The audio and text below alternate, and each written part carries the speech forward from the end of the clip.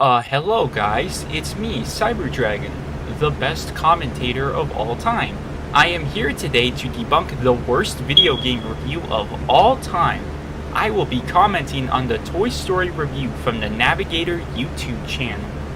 Oh my god, this user has put out the worst video game review of all time, and I am surprised no one has done a commentary on this trash content. I mean, yeah, this content is probably almost 30 years old and probably just re-uploads of segments from a public access TV show, but he still likely stands by his points.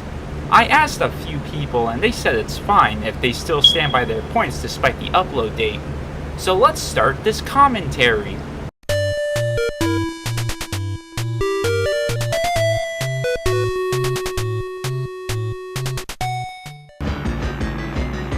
The first Super Nintendo game ever from Disney Interactive is Toy Story. When you pop in this game, the first thing you notice is the poor edging on Woody, the main character of the movie and the character you control. This is a very clear sign that this user has never seen Toy Story. Like, everyone knows that the poor etching on Woody is an integral part of his design. It's so important that it's on the Woody doll. So eat it, filthy casual. In the game.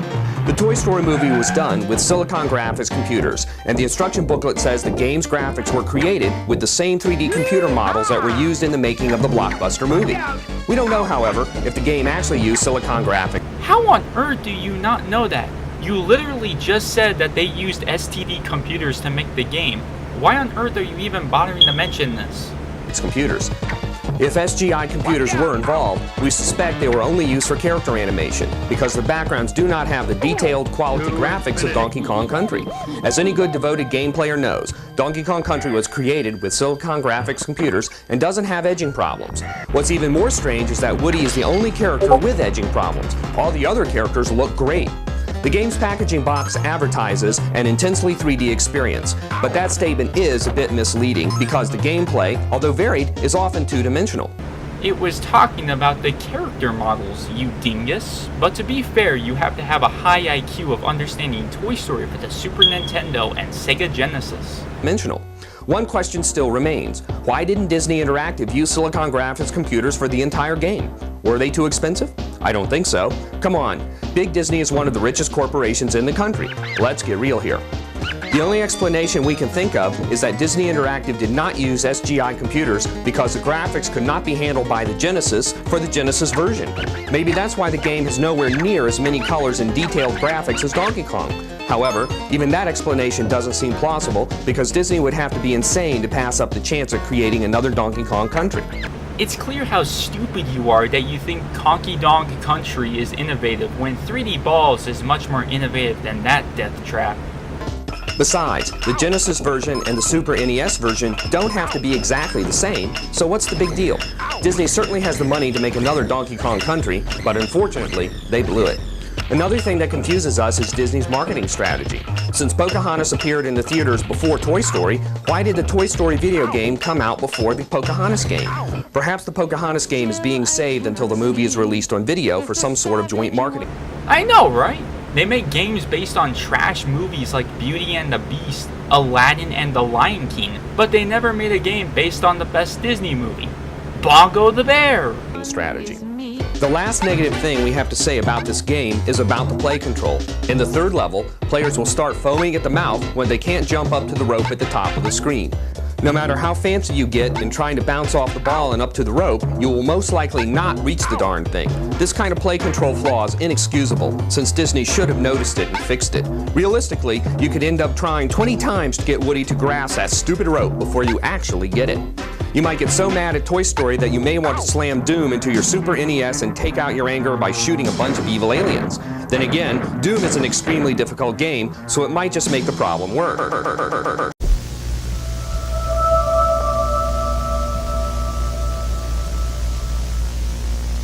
Medels närskert det utsläpp som vi USA. Nalaus needs spännande och blånar. You might think we'd come down hard on Toy Story. Well, we admit we have. It's a shame, though, that the outstanding gameplay quality resulting from the developers' hard work is masked by the impossibly high challenge level. Toy Story is too difficult, like The Lion King. Fortunately for you, though, we discovered two awesome ways to cheat in Toy Story. In the first level, bounce off the first beach ball you see and land on the bottom drawer of the dresser on the right. Duck down until the sheriff's star icon starts spinning in the upper left corner of the screen. Next, get on top of the dresser where you'll find the bucket of toy soldiers. Stand on top of the bucket, then press down while waiting for the lid to move 10 times. At this point, the stage select is activated. To skip any stage at any time, just press start followed by select. You can't win Toy Story without cheating, and this cheating brings victory much too quickly to warrant spending your money. People don't spend $60 on a game they know. You're familiar with Billy Mitchell, world video game champion? He could probably do it. So I gotta find a way to harness his power, and I think I found a way. That's right, we're gonna cheat. It can beat. With that in mind, one wonders why companies release game codes and stage selects. Video game buying has become too much of a game. No pun intended. The game is about finding a game that's not too hard, but not by any means easy. Codes and other cheats make games easy and not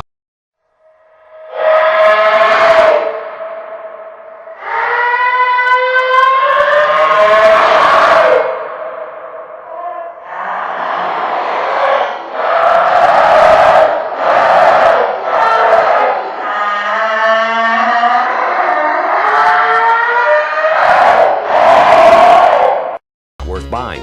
Unfortunately, there's no way to tell if a game will last, or if a code will be released that makes it yesterday's news. There is, however, one last bastion: role-playing games like Chrono Trigger and Final Fantasy III. These games will never fail you as far as challenge goes, but the potential for these games to become interactive movies has yet to be realized. With the Nintendo Ultra 64, however, that will surely. Well, that aged like a slice of cheese in the summer sun. Viewing of this tape is prohibited. Discard it immediately. Viewing of this tape is prohibited. Discard it immediately. Viewing of this tape is prohibited. Discard. So wait, you say that the game looks good but said it doesn't look great earlier in this review? Make up your mind. Mamma e papà hanno un nuovo bebè, non se ne fanno più niente di te. In the first level, for example, you have to let the toy troops out of their bucket. Stand next to the bucket and press A. Then listen. A perfect soundbite from the movie. Too bad that's one of the few in the entire game. Your chore doesn't end there though. Once you've dispersed the troops, go knock the walkie-talkie off the shelf by standing next to it, kneeling and pressing A. The walkie-talkie will fall onto the floor so the troops can carry it downstairs and set up their recon post. Next, head right to the walkie-talkie that Woody will use to communicate with the troops. In the second level, the goal is to get all the toys back where they were before Andy gets upstairs and finds them out of place. Knock the blocks out of the pig's way so he can get down to the floor. Get on the pump and get ready to jump on it when the pig walks by so that you can boost him into the toy chest. Repeat this process with the little toy robot, then do the same for Rex, the wimpy but lovable green dinosaur. Hey, at least he isn't Barney. Next, knock blocks away with your pull string by pressing A to free the action figure toy named Biff. Speaking of action figures, take a look at this one. It's a takeoff of Blanca from Street Fighter II. Also notice the similarities to other Street Fighter characters on the package design. Aha!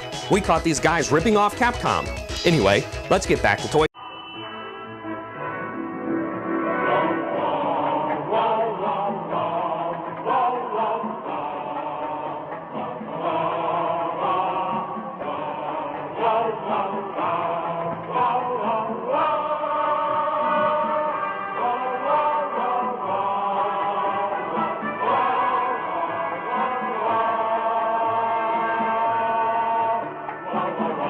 Story.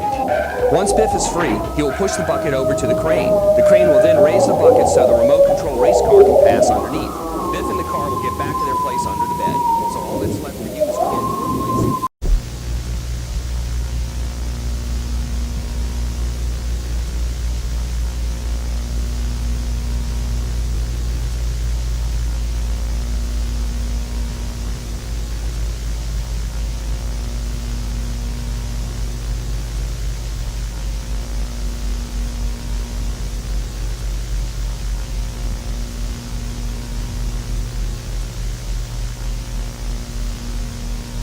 So that was the video. Make sure to smash that like button, hit that subscribe button, share this video, donate to my Patreon, stay gaming, and tickle my balls.